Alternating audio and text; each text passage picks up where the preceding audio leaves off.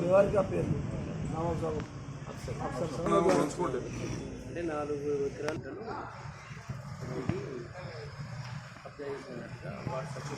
రసికొడ stone పెట్టారు. దాంతో వాళ్ళు చరిత్ర ఆధారాలు తెలుసుకోకుండా దానం చేసినాం అనుకుంటారు. ఈ జాగా కాకుండా ఇంకేమైనా జాగాలు చేశారా? 365 ఎకరాలు మీకు ఉన్నది. ఆలోచించారు. ఇది లక్ష్మీనాథ సాబ్ కొన్నాడు. అఫ్జల్ సాబ్ కూడా ఇది ఫ్రీగా ఇవ్వలేదు. మతాలకు అతీతంగా ఆయన ముస్లిం అయినా హిందువులకు ఒక సహకరించాలని భారతదేశంలో ఉండేటువంటి తెలంగాణలో ఉండేటువంటి హిందువులను చిన్నాయన పెద్దనాయన అని పిలుచుకుంటారు వరుసలు పెట్టుకుని రఫీ సాబ్ చెప్తాడు. మరి ఉన్నదా ఆ కల్చర్ నది, ఆ నేచర్ నది. కానీ ఇక్కడ అది లేదు. వాస్తవంగా మేధావులు, ప్రభుత్వ అధికారులు, కోర్టు, తర్వాత దీన్ని రఫీ సాబ్ చెప్పి విషయాలను నమ్మేవాళ్ళు మీరు రండి, చూడూరు ఇక్కడ ఏం జరుగుతుందో తెలుసుకొని. వాస్తవంగా రెవెన్యూ రికార్డ్స్ ఉన్నాయి, కోర్టులో ఈ కేసు నడుస్తూ ఉంది. వాస్తవంగా కోర్టు డిసిషన్ అయ్యేదాకా ఎవరం కూడా పేపర్ స్టేట్మెంట్ ఇవ్వకుండా, వాయిస్ రికార్డులు ఇవ్వకుండా అంతా పేపర్ డాక్యుమెంట్ ఉంది కదా, అది కొలుసుకోవచ్చు. 264 కొలవచ్చు, 265 కొలవచ్చు. పట్టిగా ప్రజలకు ఒక ఉద్రేకం వచ్చినట్టు మాట్లాడు, స్టేట్మెంట్ ఇచ్చుడు కొద్దిగా కరెక్ట్ కాదని తెలియజేస్తూ, మీ అందరూ కూడా కోర్టు పరిధిలో ఉన్న విషయాలను మనం ఉద్రేకపరచొద్దని, మనం అంతా కోర్టుకు ప్రభుత్వానికి సహకరించాలని తెలియజేస్తూ సెలవు తీసుకుంటున్నాను. నమస్కారం. డాక్యుమెంట్లో ఈ గుడికి ఉత్తరం సైడ్, ఆ ఇంటికి దక్షిణం సైడ్ ఈ భూమి జాగా రిజిస్ట్రేషన్ జరిగింది. అందులో వాళ్ళ ప్రస్తుతం కిరాణా షాప్ పెట్టుకున్నారు. ఈ భూమి వాళ్ళ అఫ్సర్ సాబ్ వాళ్ళ అన్న రిజిస్ట్రేషన్ చేశారు.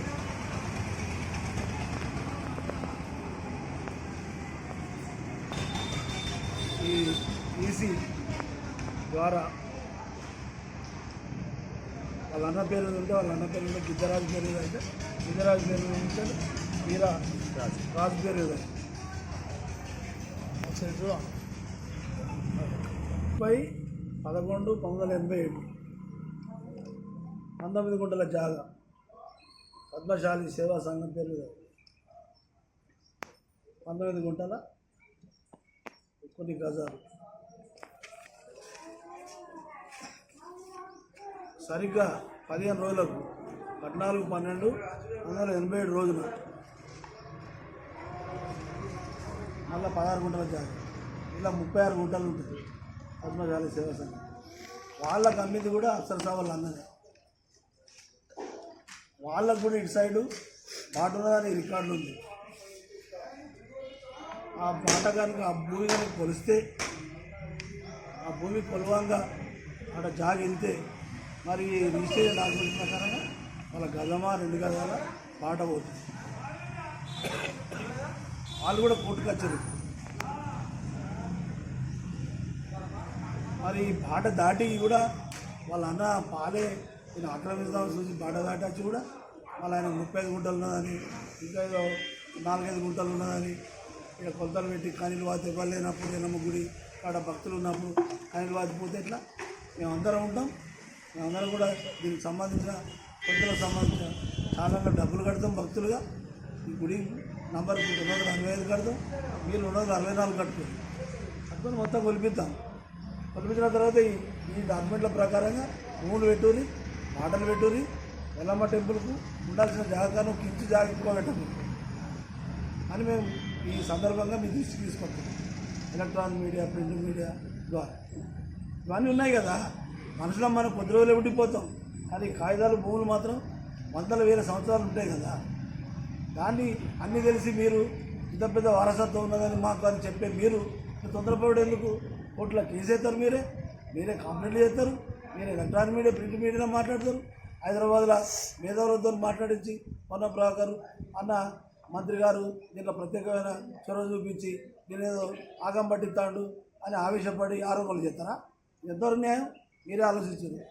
మేధావులు అక్కడ హైదరాబాద్ నుంచి మాట్లాడుతూ మీరు కూడా ప్రత్యేకంగా రోజు వచ్చి తిరిగిపోయి, లేకపోతే ఇప్పుడు భూభారత్ వస్తుంది.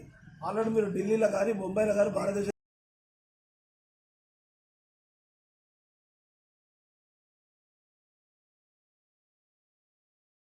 మీడియా, అదేవిధంగా దేవాలయం ప్రాంగణంలో మనం కూర్చొని మాట్లాడుతున్నాం. ఎల్లమ్మ దేవాలయానికి సంబంధించిన వాళ్ళ కులదైవమైనటువంటి గౌడ సోదరులు ఇంకా మా మిత్రులు ప్రెస్ మీట్లో మాట్లాడవలసిన పరిస్థితి వచ్చింది. వాస్తవంగా ఈ ప్రెస్ మీట్లో మాట్లాడద్దు. 264 survey number, 265 survey number Yellamma temple జాగా, అటు 3 అన్నదమ్ముల జాగా, ఈ 2 సరిహద్దుల విషయంలో కోర్టుల కేసు వేసి ఉన్నది. కోర్టుల వివాదం ఉన్నదని కూడా ఆ కోర్టుల పెండింగ్ ఉంది. కోర్టుల పెండింగ్ ఉన్న విషయాల మీద మనం స్టేట్మెంట్ ఇవ్వద్దు, వాయిస్ రికార్డ్ ఇవ్వద్దు. కానీ మరి కోర్టులు వేసిన వ్యక్తే అఫ్సర్ సాబ్, వాళ్ళ కొడుకు రఫీ సాబ్ హైదరాబాద్లో పేపర్ స్టేట్మెంట్ ఇచ్చుడు, వాయిస్ రికార్డులు మాట్లాడి ఈ ఏరియాలో బాగా అన్ని వాట్సాప్లలో పెట్టి ట్రోల్ చేస్తూ ఉన్నారు. కాబట్టి తప్పనిసరి పరిస్థితులలో ఈ వివరాలు మీ దృష్టికి, వాళ్ళ దృష్టికి కూడా, రఫీ సాబ్ దృష్టికి కూడా తీసుకురావాలి, వాళ్ళ స్నేహితుల దృష్టికి కూడా తీసుకురావాలి. వారిని సమర్థించి ఒప్పుకునే వాళ్ళకు కూడా తెలవాలనే ఉద్దేశంతోనే నేను మాట్లాడే ప్రయత్నం చేస్తాను. ఇది వాస్తవంగా 265 సర్వే నంబర్ ఎల్లమ్మ టెంపుల్ జాగా 4 ఎకరాలు 4 గుంటలు. ఈ ఎల్లమ్మ టెంపుల్ 1269వ సంవత్సరంలో చరిత్ర ప్రకారం దీని నిర్మాణం జరిగింది. 756 సంవత్సరాలు అవుతాయి. ఈ టెంపుల్కు 4 ఎకరాల 4 గుంటల భూమితో సర్వే నంబర్ 265. ఈ 265 సర్వే నంబర్లో 4 ఎకరాల 4 గుంటల జాగను బొప్పరాజు లక్ష్మీకాంతరావు, హుస్నాబాద్కు 14 సంవత్సరాల సర్పంచ్, 5 సంవత్సరాల సమితి ప్రెసిడెంట్, 3 సార్లు ఎమ్మెల్యే వారు ఈ జాగాను కొన్నారు. అప్పుడు అఫ్సర్ సాబ్ వాళ్ళ తండ్రి దగ్గర గ్రామ పంచాయతీ ద్వారా అయ్యాల గ్రామ పంచాయతీ తీర్మానాలు కూడా ఉన్నాయి. హుస్నాబాద్లో చాలామందికి మన తండ్రి అంత వయసు వాళ్ళకి చాలామందికి తెలుసు. అయినా దీని పక్కన 264 సర్వే నెంబర్ ఉంటుంది. దాంట్లో 4 ఎకరాల 8 గుంటల జాగ ఉంటుంది. ఈ 4 ఎకరాల 8 గుంటల జాగల ముఖ్యంగా 4 ఎకరాల 8 గుంటల జాగల నవాబ్ సాబ్, సర్దార్ సాబ్, అఫ్సర్ సాబ్ ఒక్కొక్కలకు 1 ఎకరా 16 గుంటల జాగ ఉంటుంది.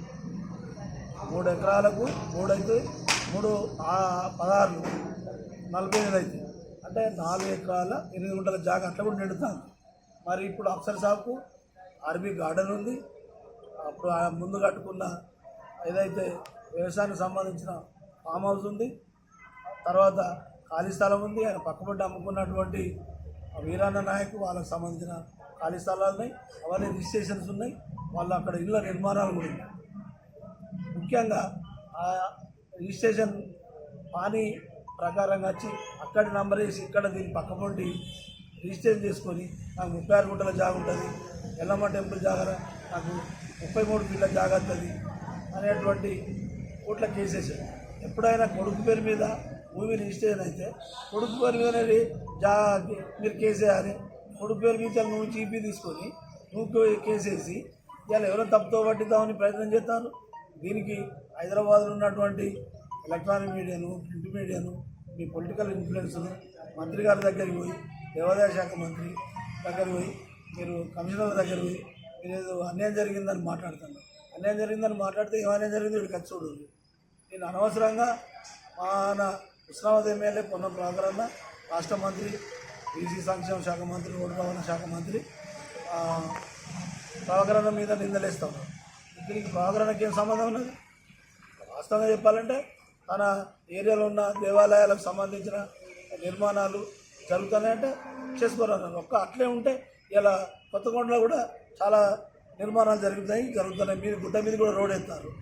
ఇది ఏదైనా గౌడ క్యాస్ట్ ఫీలింగ్ తీసుకున్నారంటే అక్కడ ఏమైనా క్యాస్ట్ ఫీలింగ్ కూడా అది. మన సిద్ధేశ్వర దేవాలయంలో కూడా చాలా డెవలప్ నడుతుంది. అలా పొట్లపల్లి కూడా చాలా డెవలప్ నడుతుంది.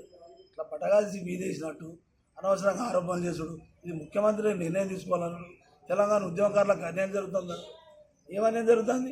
ఏమైనా భూమి దాక్కున్నదా? ఇలా మీరు రండి, మీరు మళ్ళీ సర్వే చేయండి.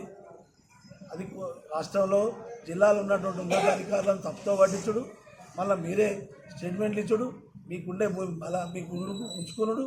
తర్వాత మళ్ళీ రిజిస్ట్రేషన్ చేసినటువంటి మీ భూముల మీదనే మీరు ఉంచుకొని ఇలా ఎల్లమ్మ దేవాలయానికి ముందుకు వచ్చే జాగాలకు మాకు 33 ఫీట్లు వస్తుంది, 50 ఫీట్లు వస్తుంది, ఇంకా 35 గుంటల భూమి మాకే ఉంటుందంటే 35 గుంటల భూమి ఎల్లమ్మ టెంపుల్ 4 ఎకరాలు 4 గుంటల జాగా నీకు ఉంటే మీరే కాదు ఎవరైనా తీసుకోండి.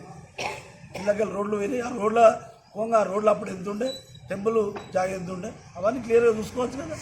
భూమి ఏమన్నా యాప చెట్టు మర్రి చెట్టు కొట్టి దాన్ని ఏమన్నా చిన్న ముక్కలు చేసి లేదా తెలవకుండా దాచేయడానికి ఇది భూమి కదా.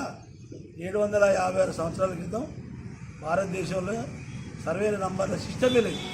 అప్పుడు రాణి రుద్రమాదేవి ఎల్లమ్మ టెంపుల్ కట్టింది, సిద్ధేశ్వర టెంపుల్ కట్టింది, తర్వాత ఎల్లమ్మ చెరువు కట్టింది. చరిత్ర ఆధారాలు ఉన్నాయి కదా. కాకతీయుల శాసనాలలో క్లియర్గా రాసింది కదా హిస్టరీ. మరి ఆ తర్వాత 300 సంవత్సరాల క్రితమే భారతదేశంలో షేర్షా కాలంలో సర్వే నంబర్ల సిస్టమ్ వచ్చింది కదా. అంతకుముందే 300-400 సంవత్సరాల క్రితం ఈ దేశంలో మరి సర్వే నెంబర్ లేని సమయంలో ఇక్కడ గుడి ఉంది కదా. సర్వే బాబాన్న కూడా ఇక్కడికి వచ్చిండనే చరిత్ర చెప్తాను కదా. ఏదైతే వాళ్ళు ఒకప్పుడు ఈ సర్దార్ సాబ్ ఈ అఫ్సర్ సాబ్ వాళ్ళ ఫాదర్ ఉన్నాడు అఫ్జల్ సాబ్, వారి ఆధీనంలో ఉన్నటువంటి 360 ఎకరాలు ఎంతో ఉన్నది. వాళ్ళు చేయని దానం చేసినట్టుగా వాళ్ళ మనమలు చెప్తారు. 2005 సంవత్సరంలో కృష్ణాబాద్కు సుదర్శన్ రెడ్డి అని ఒక ఈవో వచ్చింది. అప్పటికి ఈ 265 ఎల్లమ్మ టెంపుల్ జాగా ఉన్నది. హానీలో వాళ్ళ పేర్లు ఉన్నాయి. వాళ్ళ పేర్లు ఉంటే వాళ్ళ పేర్ల ప్రకారం దానపత్రం రాసి, అప్పుడు శ్రీనివాసరెడ్డి అని ఒక ఎంఆర్ఓ ఉంటే వాళ్ళతో దానపత్రం రాసి ఇక్కడ స్టోన్ పెట్టారు. దాంతో వాళ్ళు చరిత్ర ఆధారాలు తెలుసుకోకుండా దానం చేసినాం అనుకుంటారు. ఈ జాగా కాకుండా ఇంకేమైనా జాగాలు చేశారా? 365 ఎకరాలు మీకు ఉన్నది, ఆలోచించారు. ఇది లక్ష్మీనాథరావు సాబ్ కొన్నాడు, అఫ్జల్ సాబ్ కూడా ఇది